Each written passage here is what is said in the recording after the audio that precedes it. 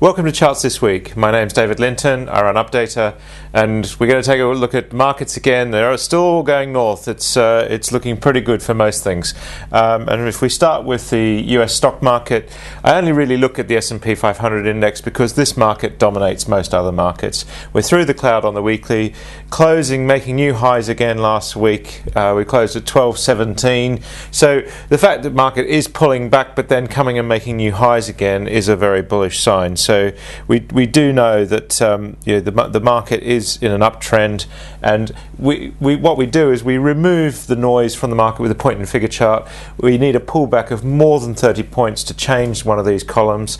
It's this asymmetrical trend filter that makes these charts very powerful. One step with the trend, we need 3 steps back to reverse the trend on this chart. And we've got an upside target of 1270 off this thrust column that we saw last year. So we still have quite a bit to play for in the US market, and again upside targets exceeded. And in fact, if we go to a smaller box size to try and get some more sensitivity in the charts, we do get that 1270 target is still there. That's a cluster that's making it quite a powerful one. That 1130 was also clustering on this smaller box size, and we've got upside targets of 1225, 1250, and this recent surge of 1510 is the upside target. So it's saying we could go all the way back up to the high that we saw in 2000 and 2007. So the fact that we are getting targets projecting us back to the top of the range is quite positive for the market. And if we look at the 1 minute chart, because really the 1 minute targets are going to tell us a bit about what's going to happen this week, and I know most of you want to know what's going to happen now, and we do see that the 1 minute targets expose themselves throughout the week, so we haven't really got much. We had one a week or two ago. We had a 1221 upside target. We're at 1217, so not a lot more to play for there, and we need to watch some new price action developing this week to generate new targets on this chart. Remember, these are 1 minute charts. They change very dramatically as the picture builds, so don't rely too much on this chart as it will be changing, and you need to keep a close eye on it for the 1 minute chart. So here is just a static point in time. Keep an eye on your 1 minute charts this week for what's going to happen to the S&P 500. Euro, if we look at currencies, the euro did have a new intraday low, 6 or 7 months low last week, and really it's testing these lows again. Bearish on the euro realistically against the dollar. There are lots of reasons why that might be happening in Greece, but from a technical perspective, we really don't care. It's in the price. The fact is that we are nudging new lows, and that's bearish for the euro. And if we look at the 60-minute chart, we did bottom at the end of last week, but although we're through on the price, we've still got some way to go on the lagging line, and for this we'd need to get back above 134 at the moment, 133.50 later in the week. So these are the key levels on this chart for us to really have a short-term bullish view of the euro. And if we look at the 1 minute chart again, remember this chart's changing all the time, but if we look at the 1 minute chart, we had the downside target. 132.50 was met. That target was given last week and then met.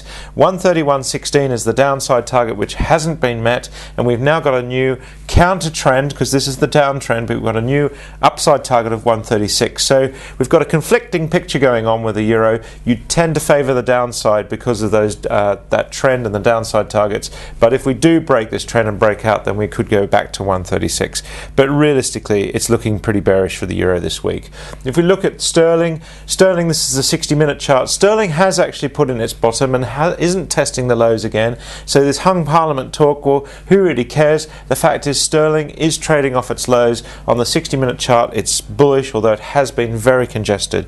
And if we look at the euro-sterling relationship, here we see how the euro broke out after a sideways move. So euro strengthened right up to 97 pence. We saw it strengthen right up there, but then it's come all the way back down out of this congestion zone. This has been going on now for a year and a half, and we're just broken new lows here. That's a bearish sign, and we do seem to be breaking out of the range. So it looks like sterling will outperform the euro. And then if we see here, we look at oil. Oil again above the cloud. It's been above the cloud since the signal was given March last year. We had one daily breach where we broke and closed below the cloud but back above, still bullish on oil, and upside targets really above $100, so we still remain bullish. And again, the 1 minute targets are your guide here. Remember, please remember, these targets are changing in real time as the picture builds, so the targets that have been set stay there, but new targets will be coming in through the week as we progress. We see that how it can fall very dramatically and then you get an upside target. Here's an example where just below 82 we did get this upside target to 84 and we came back into that region very, very quickly. And likewise, we've now got an 86.40 target. We're at 85.24 at the moment. 86.40 gives us another dollar and a bit upside, but we might now see new targets coming in. But the trend, very short term, the next couple of days, is up. Keep an eye on these charts.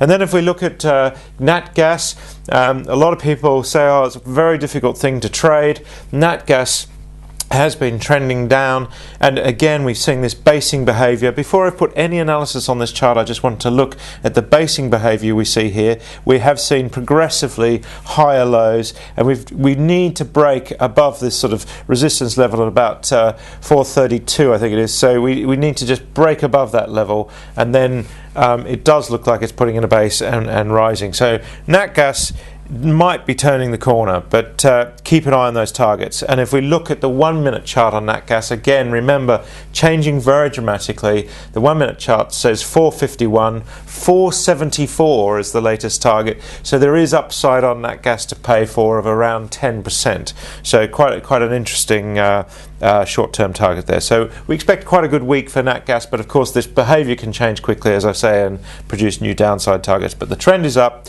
and nat gas should have a good week. And then if we look at MBP, just a quick look at the daily chart of MBP, very hard chart to read, prices all over the place, but again, we've had a very strong finish last week on MBP, so maybe we're seeing some strength coming in there. It has been testing lows, but does seem to be coming off the bottom. Power is perhaps one of the most interesting charts. Many of you will know that I've been very bearish on German power. By the way, this is broker data. A couple of you said to me, oh, my chart looks a bit different. You might be looking at EEX data or exchange data. This is OTC data, and the charts will vary. Global Vision will give you the full view of the market. That's what you really need to be looking at. Here we see we had the bearish cross in the middle of 2008. You should have been bearish on power all the way through there, so looking for short trades. We had a little bit of a bullish cross in 2009, but then we went bearish again for all that time. So we may well be now getting a new paradigm where we're into bullish territory on the cloud, so we should now start to look for longs on power. So I know lots of you never imagined that I would say power looks bullish, but it's now changed the picture quite dramatically, and we do have a bullish picture emerging on German power. Look for those upside targets. Use the 1 minute charts on the point and figure and look at the 1 minute charts and keep a close eye on them, but power is looking quite interesting now. And if we look to emissions, another very interesting story where we had a very long consolidation period.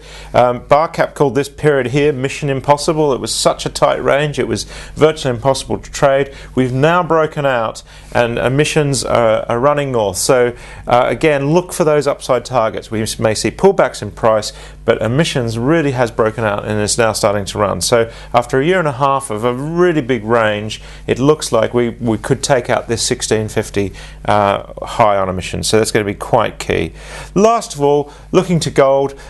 Gold is still bullish. A lot of you asked me to comment on gold. Still bullish. It's through the cloud, but not terribly exciting upside targets. There might be $100 to play for there, about 10% upside, but no screaming enormous targets until we start getting some thrust targets coming in on gold.